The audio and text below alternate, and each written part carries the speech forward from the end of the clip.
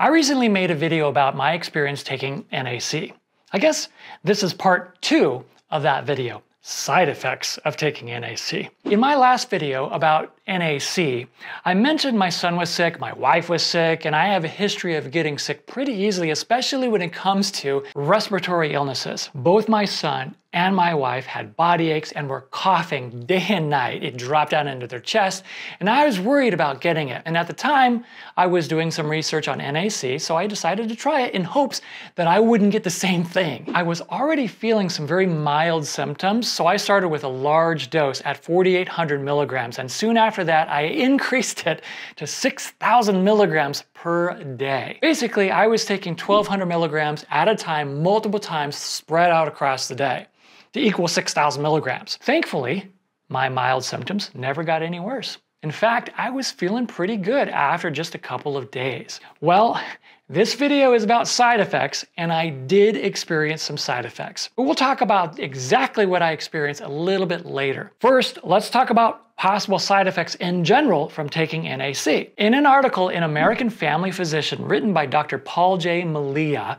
it says, at dosages of 1,200 milligrams twice daily or lower, that's 2,400 milligrams total, right, if we're doing the math, n-acetylcysteine, or NAC, is well tolerated. At these dosages, side effects are unusual, but may include nausea, vomiting, diarrhea, transient skin rash, flushing, epigastric pain, and constipation. Now, it's important to point out that he's saying at dosages of 2,400 milligrams or lower that NAC is well tolerated, which means that most people won't have any problems at all, and side effects are rare. He also says that they may include the side effects listed, which means that if you experience any side effects, it could be 1, 2, or several of the ones he's listed. We're all different, and we all respond to things in different ways, so it's impossible to say exactly what might happen. One person might experience absolutely 0 side effects from taking 2,400 milligrams a day or even much, much higher doses, while another person may experience 1 or more of the side effects mentioned at a much lower dose. Now, speaking of side effects, what about other possible side effects? In doing more research, I found that other possible side effects may include dry mouth, fatigue, flatus or flatulence, and gastroesophageal reflux, or in rare cases, anaphylactoid reactions, which basically means an allergic reaction ranging from mild to severe, in which case it's recommended that NAC is stopped immediately and that person seek immediate medical attention. So I was in the middle of editing this video and I realized I forgot to mention something pretty important. In that same article referenced earlier, Dr. Malia also points out that at much larger dosages used to treat acetaminophen overdose, which is what NAC is commonly used for, and acetylcysteine is often poorly tolerated, with side effects such as headache, tinnitus, urticaria, rash, chills, fever, and anaphylactoid reactions, or pseudoanaphylaxis. There's that allergic reaction we talked about earlier. I read that, and naturally I was wondering, well, what's considered much larger dosages?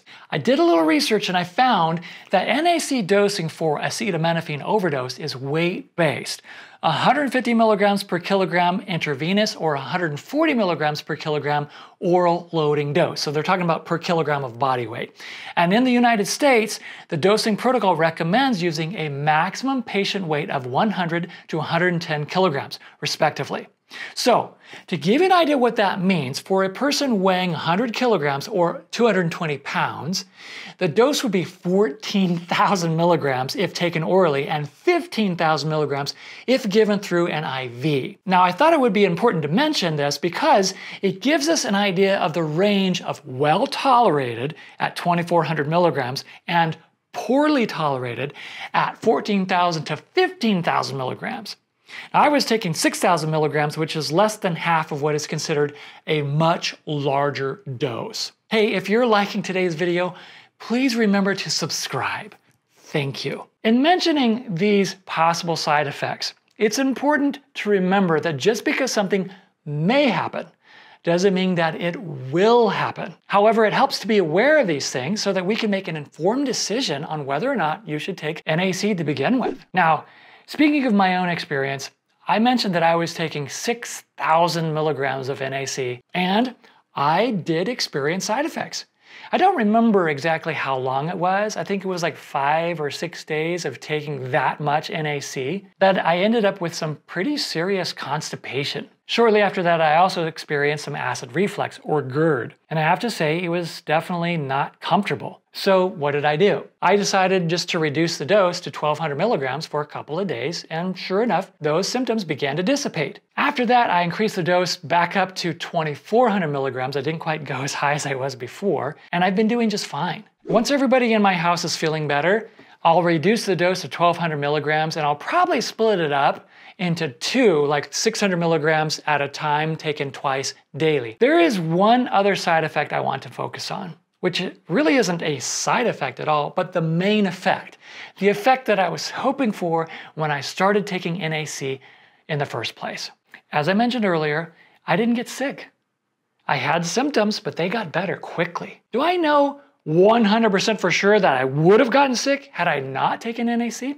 Of course not. All I know is that I was feeling symptoms. I took NAC, and those symptoms quickly went away. I believe it made a difference. Side effects aside, I'm pretty happy with the results.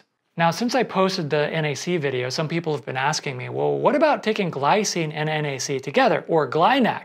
Why haven't you been doing that? Well, I have taken GlyNAC in the past. I just ran out. And I didn't want to order it and then wait around for it to show up before I started taking it. So I just ran to the store and I, got some NAC. I didn't see any GlyNAC on the shelves. That said, I have made some videos about GlyNAC, and if you're interested in learning about that, you can check out this video right over here.